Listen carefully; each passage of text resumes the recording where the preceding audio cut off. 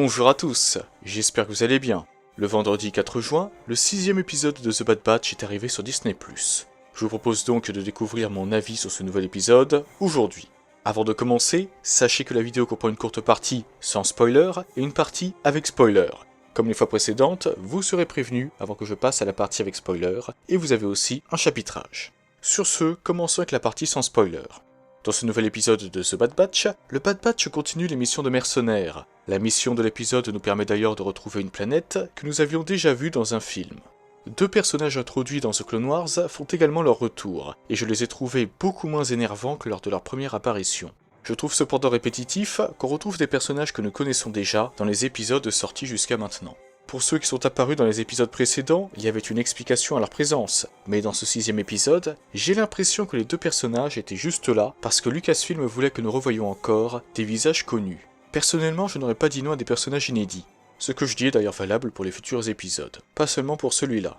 Mais j'ai cependant une petite idée qui pourrait expliquer pourquoi ce sont ces personnages précis qui sont apparus dans l'épisode 6. Rendez-vous dans la partie avec spoiler.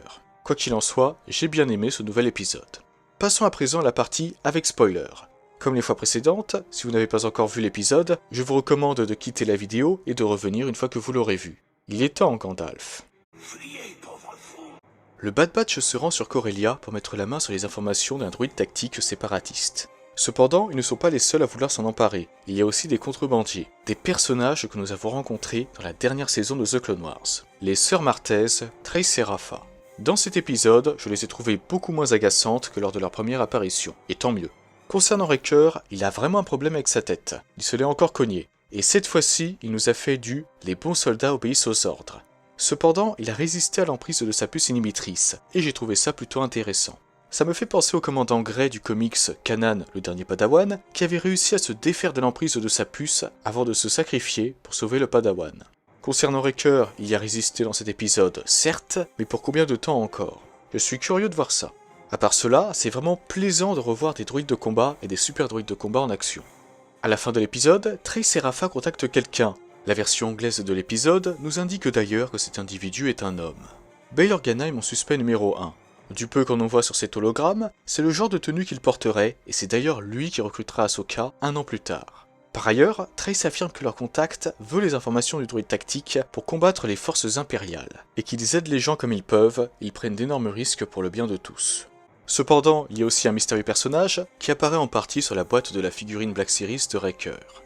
L'individu en question porte ce qui ressemble, du peu que nous en voyons, à un poncho. Il y a également une armure de soldat clone, comme nous pouvons le voir sur son bras. Or, les membres du Bad Batch n'ont pas de protection séparée au niveau des coudes.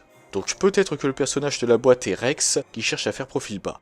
Concernant le personnage de l'épisode, je ne trouve pas que son bras ressemble à celui de l'individu présent en partie sur la boîte de Wrecker. Mais en ce qui concerne la sorte de poncho, ça pourrait correspondre.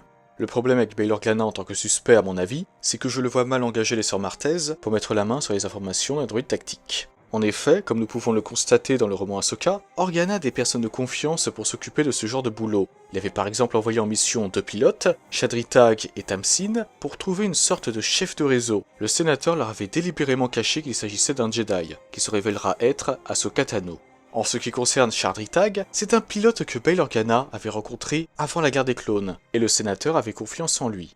Par conséquent, comme je l'ai dit plus tôt, je le vois mal engager des contrebandiers pour récupérer les informations d'un droïde tactique et surtout leur affirmer qu'il cherche à combattre l'Empire.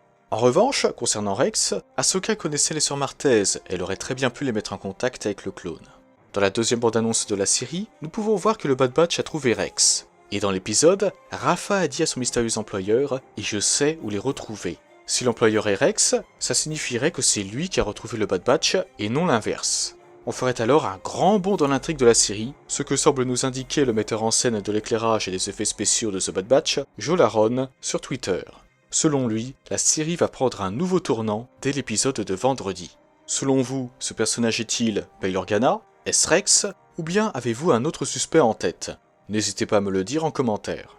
Ainsi se termine ma vidéo avis sur ce 6e épisode de The Bad Batch. Un épisode très sympathique qui comprend plusieurs clins d'œil à The Clone Wars. J'espère donc de tout cœur qu'il vous a plu. N'hésitez pas d'ailleurs à partager votre avis sur cet épisode en commentaire. Quoi qu'il en soit, rendez-vous vendredi prochain pour la suite.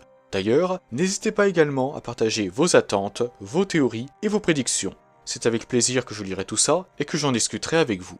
Sur ce, je vous souhaite une excellente journée ou une excellente soirée, que la force soit toujours avec vous, et moi je vous dis bye.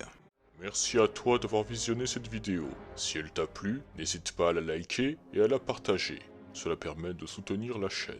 En outre, si ce n'est pas encore fait, tu peux t'abonner et activer la cloche des notifications pour être au courant de la sortie de toutes mes futures vidéos. Sur ce, que la force soit avec toi, à jamais.